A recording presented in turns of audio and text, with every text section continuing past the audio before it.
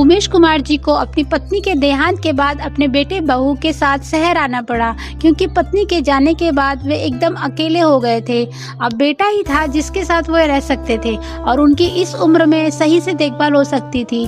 उनके बेटे ने शहर आकर उमेश जी को उनका कमरा और बालकनी दिखाई और कहा, पापा आप कुछ समय यहाँ बालकनी में सुकून के साथ बैठ सकते हैं, अखबार पढ़ सकते हैं, आपका मन लगा रहेगा। और देखो पापा, मन तो आपको लगाना ही पड़ेगा।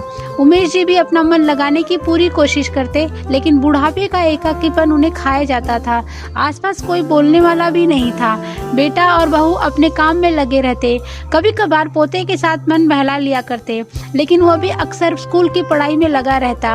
उमेश जी की बालकनी के सामने वाले फ्लैट में भी शायद कोई नहीं रहता था, क्योंकि अक्सर वो बंद ही रहती। कुछ समय बाद उनके सामने वाली बालकनी में कोई रहने आ गया। उसमें एक सभ्य व संभ्रांत महिला दिखाई दी, जो लगभग उन्हीं की उम्र की थी। उन संभ्रांत महिला ने अपने काम वाली को कुछ समझाया, कुछ पौधे लगवाए, कपड़ों के सुखाने के लिए रस्सी बंधवाई और एक आराम कुर्सी और एक छोटी सी मेज लगवा दी। इस तरह वो वीरान सी दिखने वाली बालकनी अब सजीव हो उठी, किसी के होने का एहसास देने लगी। उमेश जी और उन संभ्रांत महिला का आपस में गर्दन के इशारे से अभिवादन हुआ, क्योंकि दोनों बालकनी में दूरी ज्यादा थी, इसलिए इशारों से ही बातें हो सकती थी। और यूं भी तेज बोलकर बातें यहाँ शहरों में कहाँ हो पाती हैं। यहाँ तो हर इंसान अपने आप में मग्न है, आसपास ही किसी को कोई खबर ही नहीं है। अब तो उमेश जी को अपनी बालकनी अच्छी लगने लगी। वे अब आराम से बैठकर अखबार पढ़ते। सामने वाली बालकनी में छाई हुई वीरानी अब वसंत का रूप ले चुकी थी। तुलसी का पौधा उनकी आस्था को दर्शाता, तो मनी प्लांट की बेल व छोटे फूलों के पौधे जिंदगी की सजीवता को दिखाते।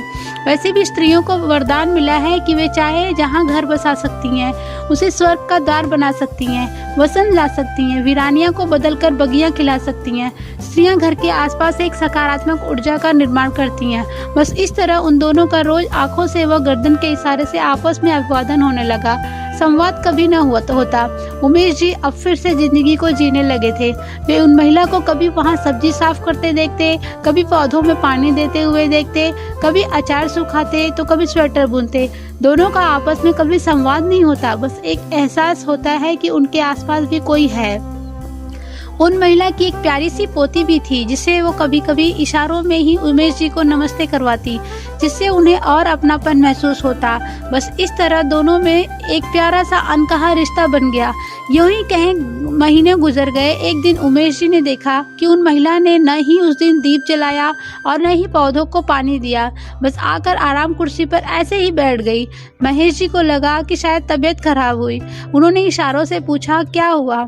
उन्होंने भी इशारे से जवाब दिया, सब ठीक है। लेकिन 2-4 दिन में उन महिला का बालकनी में आना भी कम होता गया। कुछ दिन पश्चात अब कई दिनों से वे महिला उमेश जी को दिखाई नहीं दे रही थी। उन्हें लगा कि शायद कहीं बाहर गई होंगी, लेकिन जब कई दिन हुए वे नहीं दिखाई दी और उनके लगाए हुए पौधे सूखने लगे, उनकी लगाई हुई मनी प्लांट की बेल सूखने लगी, तो वे चिंतित हो उठे। उनका मन बेचैन होता, बालकनी में आना भी कम होता गया। लेकिन पूछे तो किससे पूछे? महेश जी को बहुत चिंता हुई। उनका अब मन किसी भी काम में नहीं लगता। फिर एक दिन वही काम वाली बालकनी में दिखाई दी, जो पहले दिन उस महिला के साथ आई थी। वह आई और बालकनी की सफाई करने लगी। महेश जी से रहा नहीं गया, तो उन्होंने इशारे से पूछा कि वे कहाँ हैं। उसने भी इशारों से हाथ ऊपर करके जवाब दिया, वे अब नहीं रही। महेश जी का दिल धक से रह गया। उन्होंने उस अकेली पड़ी आराम कुर्सी की तरफ देखा और फिर एक बार वो अपने आप को अकेला महसूस करने लगे। उनका वो प्यारा सा अनकहा रिश्ता अनकहा ही रह गया। दोस्तों, उम्मीद करती हूँ आपको आज की ये छोटी सी और प्यारी सी स्टोरी अच्छी लगी हो। अगर अच्छी लगी हो तो प्लीज़ मेरे चैनल को लाइक, शेयर और सब्सक्राइब कीजिए।